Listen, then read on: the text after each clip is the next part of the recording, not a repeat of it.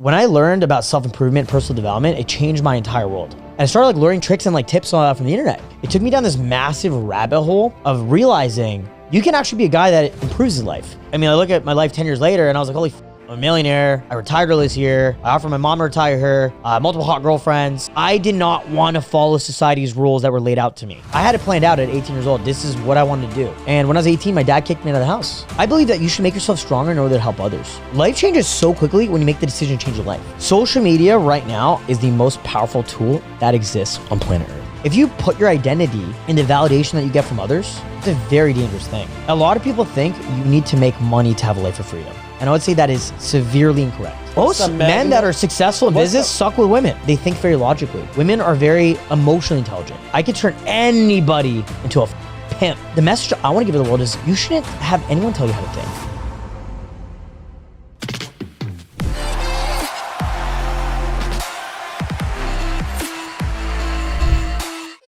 Alright guys, welcome back to Oakvillainz, and today I'm here with one and only Justin Marc, the Toronto legend. He's a playboy. He knows the game of life. Okay, why don't you introduce a little bit about yourself? Like tell us what do you do, who you are, where you from, Sure. And where are you heading? So I'm Justin. I'm from Canada, Toronto, and I mean I grew up really shy. Like I grew up really shy in the suburbs of Toronto. I grew up in like Scarborough, kind of near Pickering. I think I had it kind of just like anyone else, but I had it really bad mentally. Like I had depression, I had social anxiety, right? And it was really rough for me growing up because I just had so much insecurity. And when I learned about self-improvement, personal development, it changed my entire world because one of my buddies was asking me to go to the gym with him. And I was thinking like, why do I want to go to the gym? Like that's so random, right? I started working out and I noticed something really interesting. All the girls that were never paying attention to me, all of a sudden were kind of checking me out, kind of staring at me. And I was a young guy, I was 16. Obviously I was interested in girls. I wouldn't talk to them because I was super shy. And I noticed like that there was girls that were attracted to me. And so I started like Googling like how to talk to girls, how to pick up girls, how to get a girlfriend.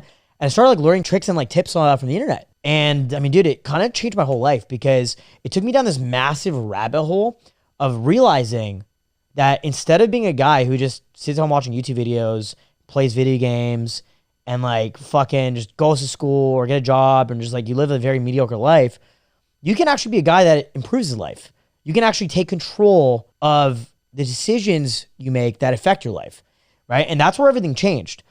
Within a few months, I lost my virginity, got a girlfriend. I had a second girlfriend, hooked up with a bunch of girls, started college, started having friends. Like that was the biggest thing that was a massive difference. Like I went from having no friends to having hot girls, to having like multiple girlfriends. And I was like 17 years old. I was like, this is insane. So everything happened in just 1 year. And the biggest change came because you started going to gym. It's not that everything happened right away. It was more like, you know, this thing leads to the next thing. That thing leads to the next thing. And that thing leads to the next thing. And I mean, I look at my life 10 years later and I was like, holy fuck, like I'm a millionaire. I retired early this year. I offered my mom to retire her.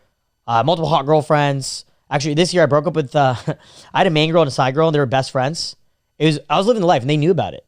It honestly was like the craziest life a guy can possibly imagine. That's kind of what I strive to go to now because like, I'll give you an example and this is kind of crazy, but I remember having my first threesome. And I mean, I was super young. I was like 21 years old.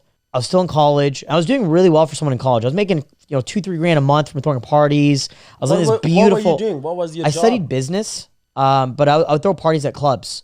So I was working as a club promoter. So what? Okay. And clubs just pay me to bring girls to the clubs. And it was crazy because like, I mean, if I bring 50 girls to the club at night, I make $500. So you did like 180, just like like when you were 16. It took a few years. Up until 16, you were one of that timid, shy. Yeah, I would say like up until I was like 15, I was like super fucking shy. And then at 16, I started going to the gym. And that's when things changed. Like skip 4 years. You are at 21 and now you already reversed. Like you went like by 21, I was a fucking legend in my social circles. I was the most popular guy in college. I was already a famous YouTuber. I was traveling the world, paying for it with my own savings, paying my way through school. And I had a beautiful downtown lakeside condo that I would throw parties in and just do awesome stuff. And I was already running a coaching business. Okay, listen. So I had already made it. Like in my reality, I had already made it at 21. That's what intrigues me. Like, Yeah. I don't know you personally. So one thing that I respect personally, like you are like fairly young. You're like almost same age as me. I'm 29. I just turned 29. Yeah, that's what I'm saying. Like what you're doing with the life, I have to respect that because you're 29. You're not working for somebody else. You work for yourself, and look like you're living a decent life. And that's amazing. Like you're making content on your own term from the thing that used to be once opposite of what you used to be. You used to be shy. You used to be timid. You used to be introvert, as you said, when you were 20 and when you were 15. Now you're here at 21. You had threesome. You're traveling the world. You have YouTube channel and you're talking to people and you're like in the business. You're talking to the girls. Well, so the whole point of why I started my business was I wanted to help people overcome the issues that I had. So the main things was depression, social anxiety. Because I realized that once I had figured it out, I realized I was depressed because of my social anxiety, because I wasn't living a life of freedom.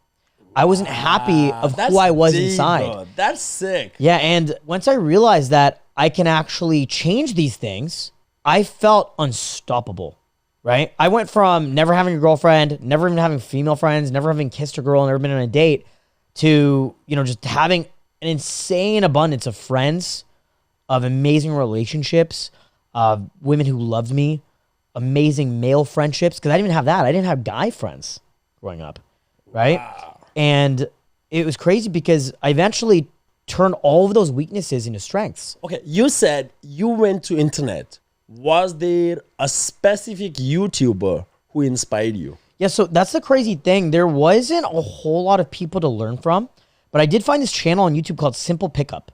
And it was a channel of guys just walking up to random girls and talking to them. And I didn't even care about the girls. It was the fact that, like, it's almost like they were breaking apart the social matrix. Everyone always talks about, like, the matrix of, like, society we live in and, work and school and this and that. I already hated that. Like, I didn't know it was called the matrix. I just, like, understood it as, like, I did not want to follow society's rules that were laid out to me. It's like my mom wanted me to be an accountant or a priest. Like I grew up really religious. My family was Catholic, right? And so like, imagine like 10, 15 years ago telling your mom and dad, oh, I want to drop out of college, become a YouTuber, travel to Australia, become a dating coach. My parents thought I was fucking crazy. So you already thought it out? Like where you I had it planned out, dude, at 18 years old. I'm 29 now. I had it planned out at 18 years old. This is what I wanted to do. The moment I found out, because I saw these other guys doing what I wanted to do on YouTube. They're just traveling the world, picking up girls. One of my really good friends, his name's Owen Cook. He's a huge dating coach. He's actually originally from Ottawa. He lives in LA. And he was a huge inspiration for me. There's another guy from Hamilton, his dating coach. What's his name? Jack Denmo. Do you know him? So I know Jack. Actually, me and him were talking. One of the guys on my promoter team actually got in touch with me yesterday saying, oh, he wants to collab with you. But like specifically my buddy Owen, he kind of pioneered the men's dating coach industry, since like the early 2000s. There was this guy named Eric Von Markovic. Mystery. He's actually from Toronto. I'm friends with him. And there's also Owen Cook. He went by RC Tyler online. So first I found this YouTube channel called Simple Pickup. And these guys would just talk about social skills, how to improve your social skills, how to talk to girls. Just very basic concepts of like how to approach a girl, how to dress up. And like Owen would talk really deep about social dynamics and like psychology at a very deep level. And he kind of laid out for like why guys aren't successful in life, why guys are broke, why guys aren't improving. His content honestly changed my life. It really changed the way I think. And it kind of just made me realize like I can live a life beyond my wildest fucking dreams.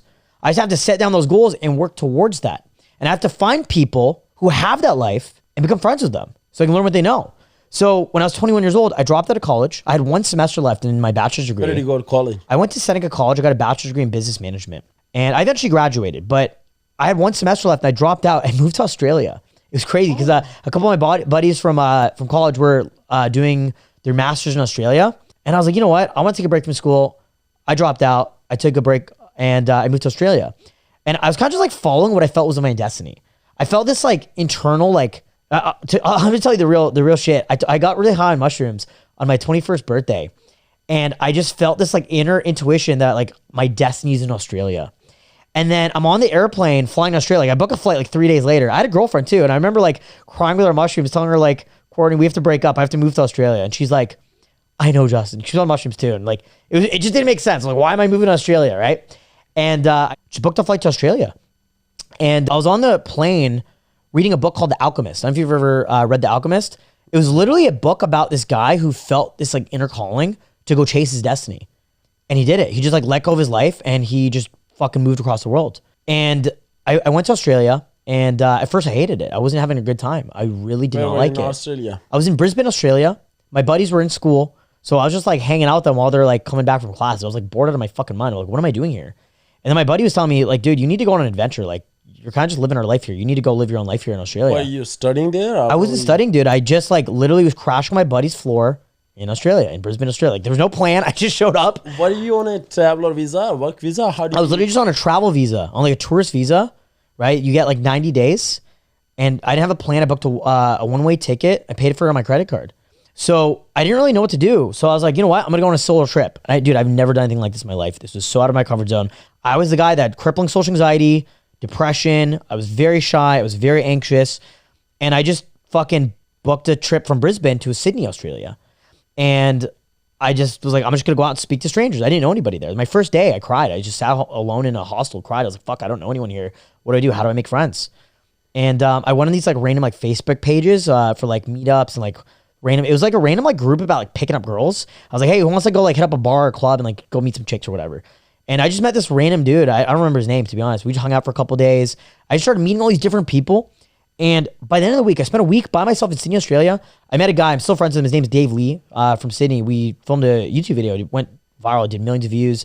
But I bumped into a man who was running a dating coach company in Sydney. And funny enough, I was actually at one of his seminars in Toronto like a year and a half, 2 years prior. And I was like, Alex, oh my God, dude, I was at your seminar in Toronto a couple years ago. I'm also a dating coach as well. And I do YouTube. And I was showing him like the success I've had on YouTube. I'd already done over 50 million social media views. Okay, so that time when you were sleeping on the floor in your friend's apartment, you were already doing YouTube. I was already doing YouTube. Oh, okay, I was doing prank videos with my buddy Kavork, Keyfork TV. I did pranks too. Yeah, dude, I'd already had massive success with the prank stuff. But I mean, I wasn't getting paid for it. It was on my buddy's channel. And also, I wasn't proud of that work. It wasn't my calling. I didn't want to be known as some YouTube prankster. I wanted to be known as a man who's changing people's lives, right? Completely transforming other men's lives the same way I transform my own. And so I was showing this YouTube channel to this guy, Alex's coach. And on the spot, he's like, dude, come work with me. Well, I'm in a random bar. I was in the Argyle in Sydney, Australia. And he's like, dude, come work with me. I was like, boom, done. We shook each other's hands. We got each other's contacts.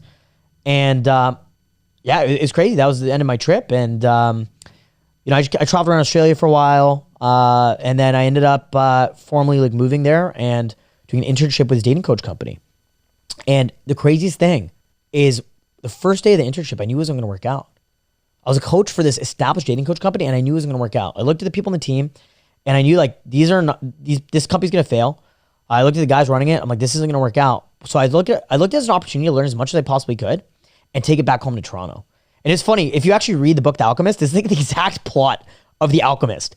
So I took everything I learned, I moved back home to Toronto, and I crushed in business. I went back to college, got my degree, right? And then in 2019, I moved to LA, and I wanted to become a social media influencer. And I was around a bunch of social media influencers. I learned all those skills. Very similar story. How moved to long LA. were you in LA? I was only there for like 6 months. Came back to Toronto. Then I moved to Mexico. I've had a really long, crazy 10, 12 years. So I can't really summarize it all, but I hope this answers your initial question. Like, how did you start? How did this happen? And where are you going? Right? So like, it hasn't been a quick thing. You know, you were saying, oh, this happened really quick. I mean, it seems that way because, you know, going from having no empowerment internally to having empowerment internally is life-changing.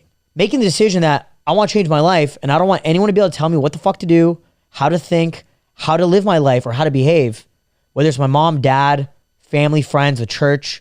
Because that's what I had, bro. I went from literally going to church every weekend on Fridays and Sundays, having my mom tell me this is what I'm going to do and this is what I'm going to do and this is what my career's going to be. From there, a question arises. Is your family watching everything what you do? So at first they did. And when I was 18, my dad kicked me out of the house. He didn't like my YouTube channel. He's like, hey, like, I don't like this. You have to stop this. Is there where your parents are from? Well, they're Indian. They're South Indian. They're Goan. They're very religious, Catholic. And it's funny because now I'm super successful. They like brag about me. Every time I go visit the family, my dad will like FaceTime his friends. They like brag. And he's like, oh, meet my son. He's super successful. He's super cool. Because like, I mean, I became a multi-seven-figure business owner. Do you have siblings? I have a little brother. He's 26. My sister, I was with her earlier today. She's 33. We're all very, very So close. they don't care. No, they're very supportive. They love it. That's amazing. And you know, it's funny enough. I believe that you should make yourself stronger in order to help others. So, I mean, at one point, my brother was like a drug addict, and I used my coaching skills to get him off drugs. Now he's a martial artist, great shape.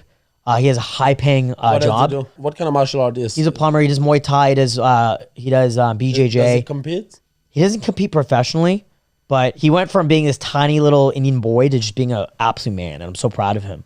You know, my sister has always been someone I looked up to because she practically raised me. And I mean, like I always looked up to her because, dude, she was like a straight A student. She was a professional. She's incredibly educated, like just tons of school, keeps going back to school, keeps getting more credentials. Like just, she's really successful. She's like a self-made female millionaire, very empowered, very like feminist, but not in a negative way. Not in the way that you think, oh, like she's like, no, like an empowered woman. She's investor. She's into crypto. She's into all kinds of things. She's super intelligent.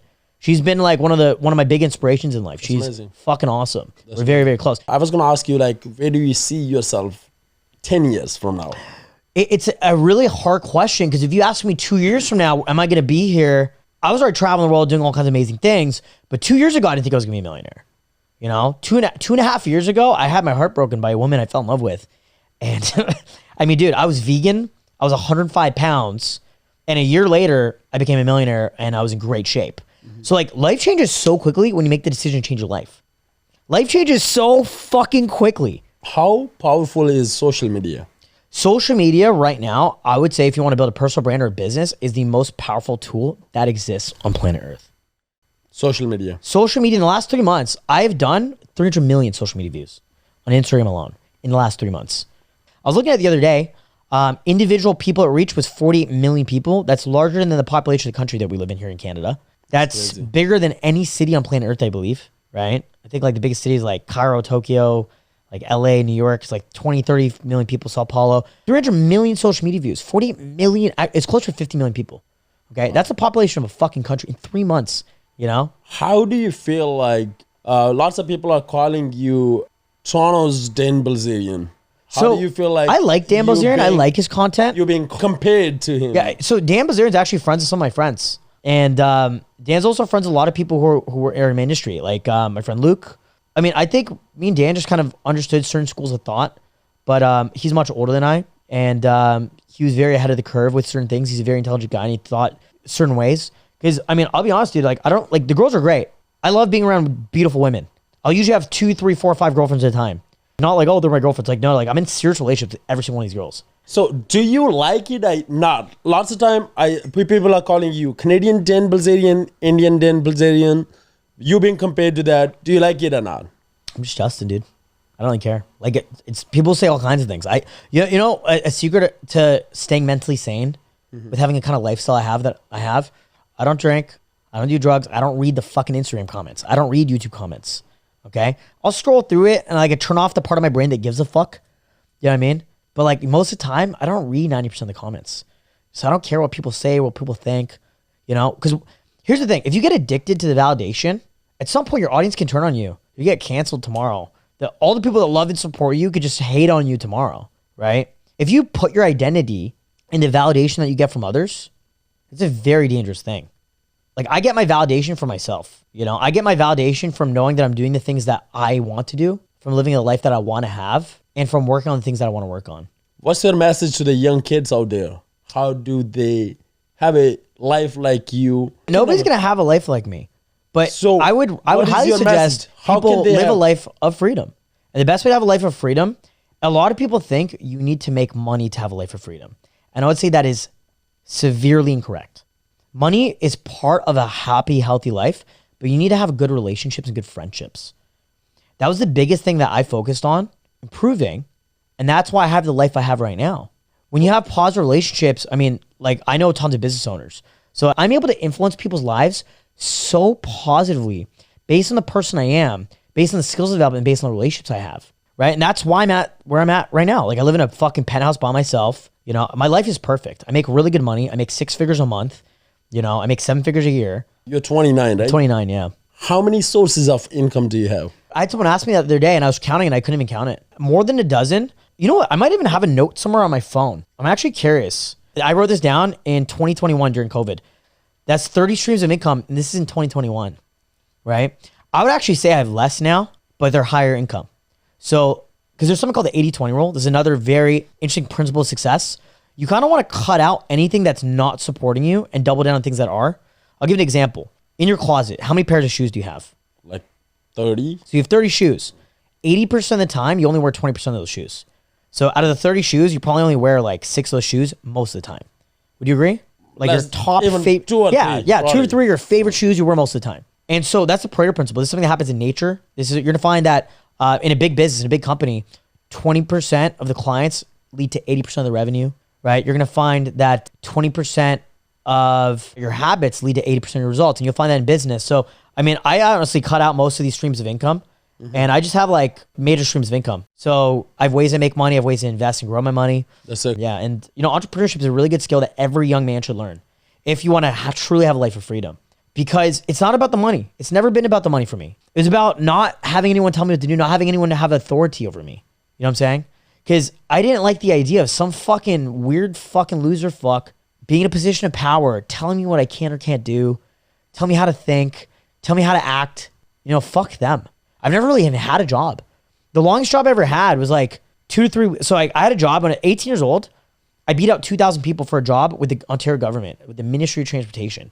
After a week, I quit because I was like, this is so fucking... I think I was there for 2 weeks and I quit. I was like, this is fucking lame. I don't want to do this. And I started making YouTube videos. This is in 2014.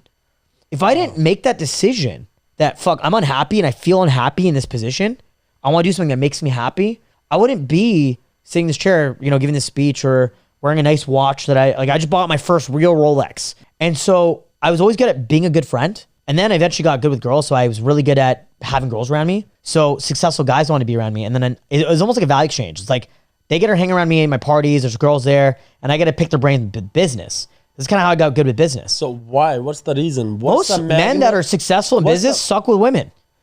You don't realize that? Like most guys that are really good at business, there's a huge misconception on the internet thinking, oh, you got to make a lot of money to get girls. That is completely fucking wrong. I was at the club last night. There's dudes who spent $3,000 on the table next to me trying to talk to the girls I'm with, and the girls I'm with are disgusted by these guys because they're creepy. They're socially calibrated. They don't know how to talk to women. They're just like aggressive. Most men who make a lot of money, they think very logically. Women are very emotionally intelligent, right? And so if you want to get good at dating and get good at having women around you, you have to develop like empathy. You have to get good at developing social skills. You have to get good at making women feel comfortable and safe around you, creating environments where they are feeling safe to come back to. Right. And so I was able to create those by learning social skills, becoming just good at being a friend in general, right? Not just being good at becoming friends with guys, becoming friends with girls. So I had a lot of beautiful women who wanted to just be my friend. A lot of them we're not even intimate with. We're just friends.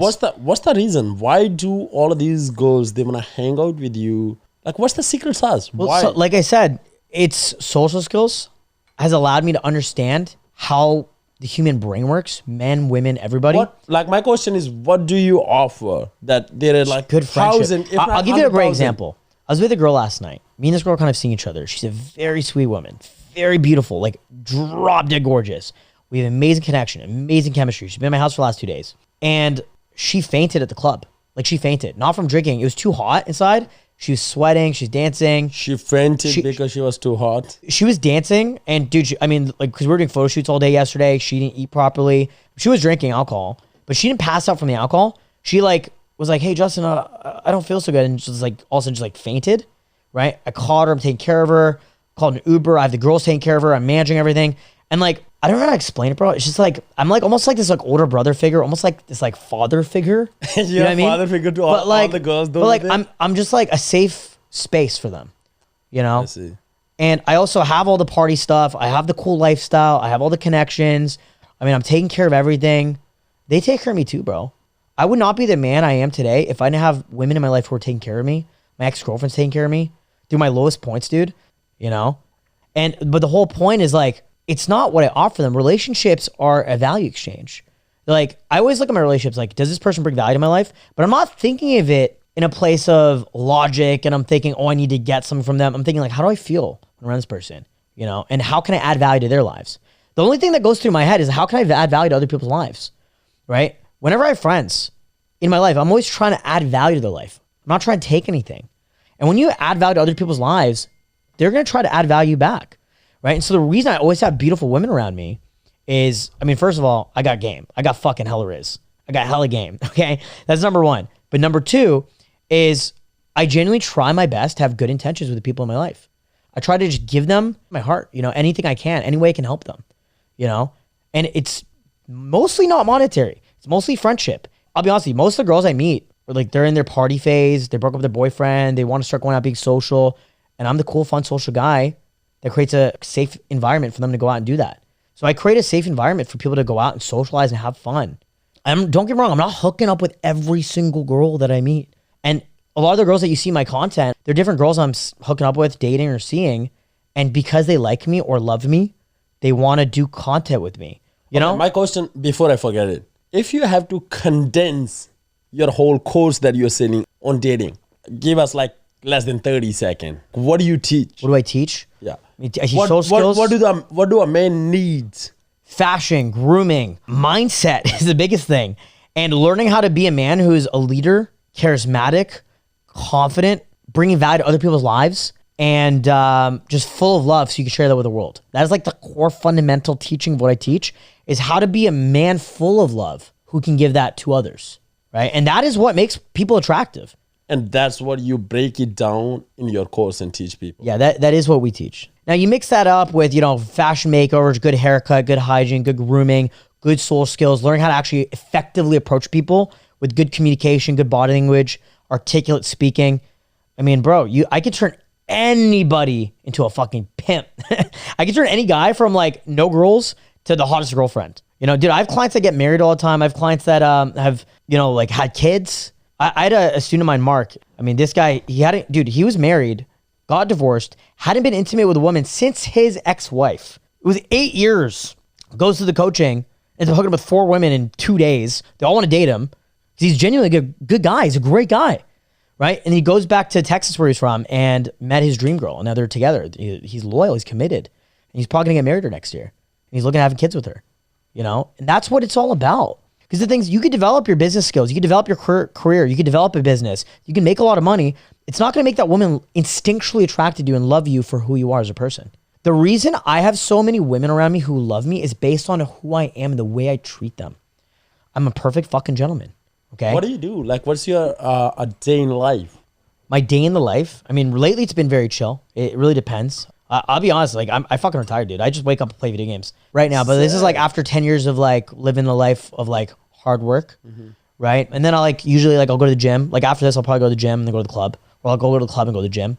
Keep in mind, I don't drink, right? So I'll go to the club, hang out table, pop balls, a bunch of girls or whatever. And then like I'll go home, change into like gym clothes, and I'll like Uber to like Good Life Fitness. It's 24 hours and go to the gym. Or like sometimes I'll stay awake till like 6 a.m.